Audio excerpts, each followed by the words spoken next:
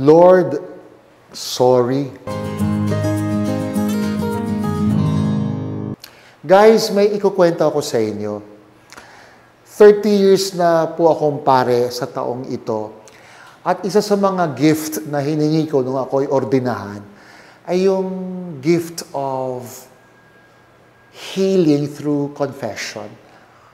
Nung nakadapa ako, nung ako inoordinahan, hinihingi ko lang sa Diyos, gamitin akong instrumento ng pagpapatawad.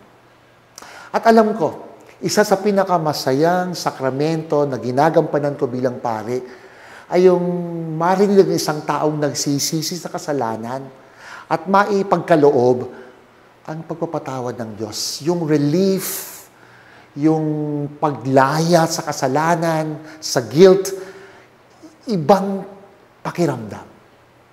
At ito yung sinabi ni Pope Francis sa aming mga pare, na kung kami raw ay makikinig sa isang nagsisisi ng kasalanan at nagbabalik loob sa Diyos, ipadama namin ang sweetness of God's mercy, yung tamis ng habag ng Diyos at yung pagpapatawad ng Diyos.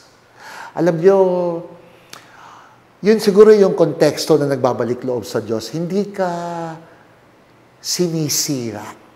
Ang taong nagsisisi ay binubuo ng pag-ibig ng Diyos. Naalala ko, mahilig ako mag-shake ng mga prutas. At pagkatapos kong basagin yung prutas, lalagyan ng yelo, ng konting tamis at gatas, ang sarap-sarap na nung shake. Pero ganun siguro yung buhay sa pagharap sa pagsisisi. Ang nakikita lang natin kung kaano tayo kalunos-lunos sa harap ng Diyos. Pero kailangan nating makita ang proseso ng pagpapala ng grasya ng Diyos.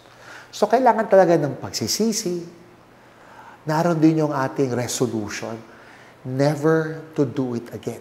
Hindi garantiya na hindi na tayo magkakasala, pero naroon yung pangangako na higit nating pagbubutihan.